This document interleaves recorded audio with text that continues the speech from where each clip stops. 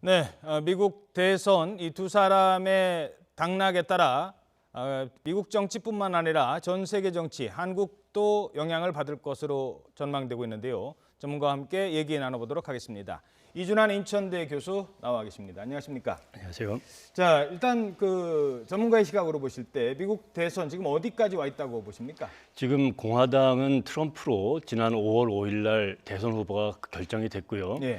지금 민주당에서는 마지막 경선을 하고 있는 중이에요. 지금 캘리포니아주에 지금 예비선거에 대의원이 걸려 있는데 500명이 넘습니다. 예. 그 선거가 지금 예비선거가 지금 진행되고 사실상 지난 주말에 미국의 속령인 버진 아일랜드랑 푸에르토리코에서 경선이 끝나는 순간 예. 2,383명의 그 대의원을 확보를 해서 사실상 대통령 후보로 결정되는데 오늘이 경선이 끝나면 미국의 현지 시간 끝나면 확정이 될 가능성이 높습니다. 예. 그 미국인들이 힐러리를 뽑느냐 또는 뭐 트럼프를 뽑느냐에 따라서 미국의 어떤 상징성도 많이 좀 달라질 것 같아요. 예를 들어서 힐러리다. 그러면 사상 처음으로 이제 여성 대통령을 미국도 갖게 되는 그런 거고요. 그다음에 트럼프 같은 경우는 뭐 재벌이라고 합니다만 그것보다는 이 이른바 백인들의 우월주의 이걸 좀 대변하는 그런 게 나타나지 않겠느냐라는 생각도 듭니다. 두 사람의 당락에 따라 어떤 것들이 좀 미국 사회를 반영한다고 할 수 있을까요? 지금 앵커께서 정리하셨다시피 미국의 양당 중에 하나의 거대 정당의 대통령 후보로 여성이 지금 선출된 상황이고 또 비전문 정치인 출신의 그렇죠. 이 부동산 재벌이 대통령 후보로 이거 되겠어 했던 사람이 결국은 대통령 후보로 됐고 본선에서 이 두 사람이 이제 격돌할 가능성이 높은데요. 만약에 힐러리 클린턴이 당선이 되면 미국 역사상 처음으로 여성 대통령이 탄생되는 거고요. 미국의 민주당 지금 1950년대 이후에 한 정당이 12년을 집권하는 경우가 거의 없습니다. 정권 교체가 이루어졌었는데. 그렇죠. 8년 하면은 대부분 다른 정당이 돌아오고 또 8년 하면 다른 정당이 집권했는데 12년을 집권했었던 경우가 간혹 가다가 있었습니다. 그 아버지 부시 시기에 있었고 그랬는데 이번에 만약에 오바마 대통령이 8년 하고 힐러리가 대통령으로 당선된다면 또 다른 역사를 쓰는 그런 아주 분기점을 이루는 대통령 선거가 될 수 있을 것 같고요. 예. 미국의 오바마 대통령이 많은 그 업적들을 남겼는데 이 계승이 되느냐 아니면은 공화당의 트럼프 대통령이 당선되면 오바마 대통령이 그간 남겼었던 많은 인권이라든지 복지라든지 경제에서 남겼던 업적이 또 다른 정책의 변환을 이룰 수 있는 그런 전환점에 있다 이렇게 예상할 수 있습니다. 예. 자, 한 사람씩 다시 한번 살펴보도록 하죠. 힐러리 같은 경우에 주요 경력을 저희들이 한번 살펴보도록 하겠습니다. 경력인데요. 먼저 대통령의 영부인을 지냈고요. 이때 이미 백악관에 입성을 했었죠. 그리고 뉴욕 연방 상원의원을 지냈습니다. 그 뒤 잠시 정치를 떠난다는 얘기도 있었습니다만 바로 국무장관을 지냈고 꽤 오랜 기간 동안 미국의 대외 정책을 이끌어온 장본인이기도 합니다. 무엇보다도 클린턴 전 대통령과 연결을 시킨다면 힐러리의 어떤 그 유능함, 빌러리라는 말도 나오고 있고요. 그런 측면에서는 상당히 주목받고 있지 않습니까? 그렇죠. 지금 힐러리 클린턴 입장에서는 주지사 시절 남편인 빌 클린턴이 아칸소주 주지사를 그렇죠. 했고요. 그 다음에 이제 백악관에서 8년을 있었고 그러면서 국정 전반을 대통령과 바이원, 개돈 더 해가지고 한 사람을 뽑으면 두 사람이 이 국정을 이끌 수 있다. 그래서 뽑아달라 해가지고 국정의 경험이 있고 그 다음에 8년 이후에는 상원의원으로서 외교위원회에 있다가 또 국무장관으로 재임을 했으니 굉장히 준비되어 있는 대통령 후보다라는 점에서는 이견이 없을 겁니다. 그리고 만약에 이제 대통령이 된다면 이런 그 외교 문제라든지 산적해 있는 외교 문제라든지 경제 현안이라든지 복지라든지 여성 문제에 대해서 준비되어 있는 그런 정책들을 펴올 가능성이 있다 이렇게 예상이 되는 거죠. 자, 그렇지만 이제 또 힐러리의 단점은 사람들이 믿질 않는다는 겁니다. 점점 정치 혐오를 하는 사람들은 힐러리가 싫다라고 말하는 사람들이 많습니다. 뭐 이메일 게이트도 그렇고요. 과연 정말 야가 빠진 정치인 이런 이미지도 있는 것도 사실 아니겠습니까? 맞습니다. 그래서 지금 20대 미국 유권자들의 70~80%가 힐러리는 거짓말장이다. 믿을 수 없는 사람이다. 이런 평가를 여론조사 결과 나온다고 그러는데 예. 그 배경에는 이메일을 국무부 장관 시절에 개인 이메일을 사용했습니다. 근데 이거를 수사를 받으면서 이 국무부의 허가를 받았다. 이런 얘기를 했다가 예. 나중에 조사 결과에는 그런 적이 없었고 사용하지 말라는 경고까지 받은 적이 있었던 걸로 드러나니 예.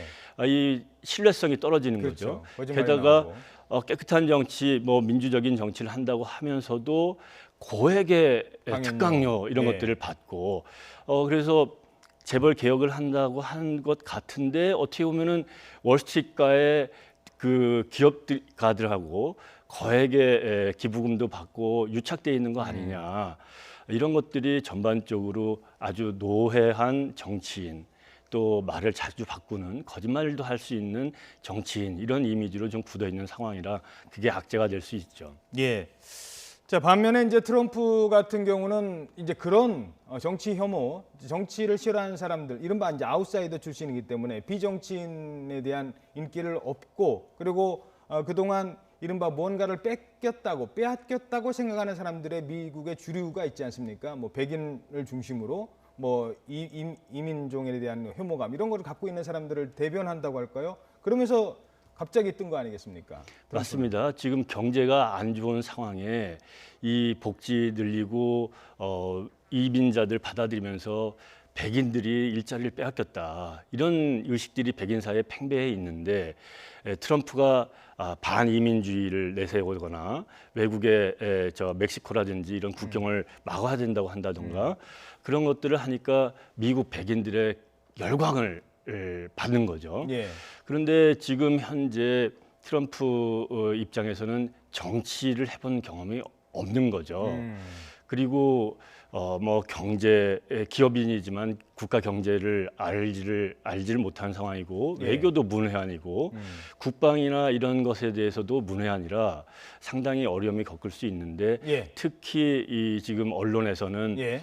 납세 문제라든지 예. 재산 형성 과정에 대해서 또 조사를 하고 있고 아하.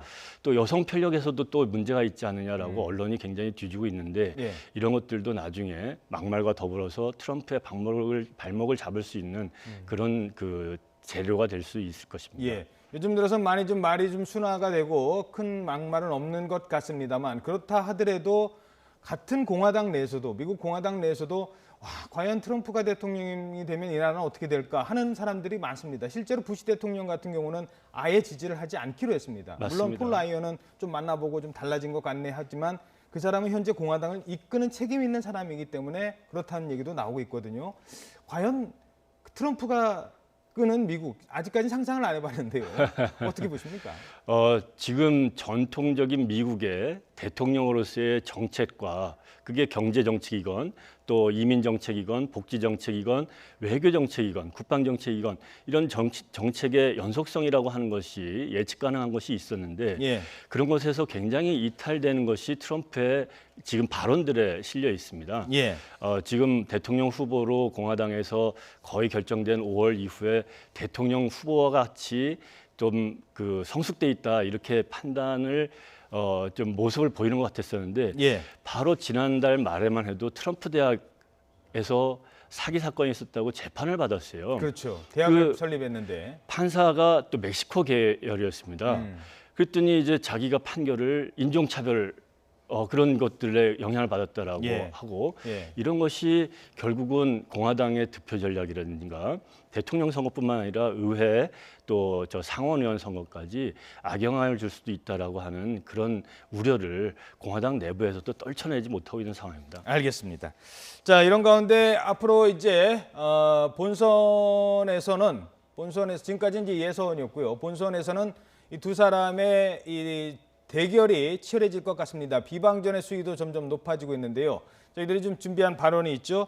힐러리와 트럼프의 비방전이 예상되는 몇 가지 그동안의 발언들이 있습니다. 그 얘기를 잠시 들어보도록 하겠습니다. Attorney General of New York has said that Trump U is basically a fraud. It's a fraud where Donald Trump has preyed on people. I have said, and I believe this with all my heart, he is not qualified to be commander-in-chief, either by experience, preparation, or temperament. We have been taken advantage of by everybody. We have people with weak temperaments. I have a very strong temperament, but I have a temperament that's totally under control. We're building a wall. He's a Mexican. We're building a wall between here and Mexico. The answer is he is giving us very unfair rulings. 자, 그렇다면 지금까지 여론조사는 어떻게 나왔을까요? 여론조사 결과도 계속해서 살펴보도록 하겠습니다. 지금까지 여론 추이는 어떻게 이루어지고 있습니까? 지난 올 초만 해도 트럼프 후보와 또 힐러리 후보 간의 지지율의 격차는 굉장히 컸습니다. 그렇죠. 10%포인트 이상이었었는데. 힐러리가 앞섰었는데. 그렇습니다. 근데 그 격차가 점점 좁혀졌다가 지난 5월 달에는 여론조사에 따라서는 역전됐다라는 말이 나올 정도가 됐는데 다시 지금 오차 범위 안에서 다시 힐러리가 좀 앞서는 식으로 나와 있는 거죠. 그런데 이게 미국 대통령 선거는 이런 전국 득표율, 전국 지지율로 결정을 하는 게 아니라 중요하지 않죠. 이 한 주에서 누가 가져가느냐. 그렇죠. 주별의 승자 독식 제도에 의해서 결정을 하다 보니까 저것의 지지율이 선거 결과를 그대로 반영한다고 보기는 어렵고 지금 중요한 것은 이른바 스윙 스테이트. 그렇죠. 어떤 선거에는 공화당을 지지했다가 어떤 때는 민주당을 지지하는 그런 그 부동층이 많은 주에서 과연 어느 후보가 지지를 많이 받고 있느냐가 관건인데 현재로서는 아무래도 격차가 좁혀지고 있지만 그 스윙 스테이트 대표적인 5개 주, 예를 들면은 오하이오라든지 펜실베니아라든지 네바다라든지 이런 지역에서 플로리다 주라든지 이런 데서 클린턴 후보가 좀 앞서기 때문에 저런 지지율 조사는 잘 감안을 해야 될 거라고 봅니다. 자, 한 가지만 더 짚어보도록 하죠. 그 힐러리와 클린턴의 한국에 대해서 어떤 생각을 갖고 있느냐, 이제 그런 부분들인데요. 특히 북한 관련 문제입니다. 이 녹취 잠깐 들어보도록 하겠습니다. North Korea is working on missiles that could reach the United States. We need a president who understands how to deal with that threat. And if they fight, you know what? That will be a terrible thing. Terrible. Good luck, folks. Enjoy yourself. If they fight, that would be terrible, right? But if they do, they do. 뭐 우리 보고 핵무장을 하라는 얘기인지는 모르겠습니다만, 자, 두 사람의 당락에 따라서 특히 북핵 문제를 다루는 접근법은 확연하게 다를 것 같아요. 많이 다르죠. 지금 힐러리 후보 같은 경우에는 북한 지도부가 위험하지만 그래도 전통적으로 국제주의의 입장에 의해서 협상도 할 수 있고 다른 그 해결책을 모색할 수 있다고 보는데 트럼프 후보의 입장에서는 전쟁이 나면 싸워라. 우리는 개입 안 하겠다. 주한미군 방위비 분담 다 해라. 분담 다 해라. 100% 다 해라. 왜 못하냐. 그리고 핵무기 하려면 해라. 이런 입장이라 굉장히 위험할 수도 있지만 미국의 의회에서나 이런 그 정책 결정 과정에서 분명히 저런 정책은 걸러질 가능성이 있는 그런 그 발언이라고 봅니다. 알겠습니다. 시간 관계상 오늘 말씀은 여기까지 듣도록 하겠습니다. 지금까지 이준환 인천대 교수였습니다. 고맙습니다.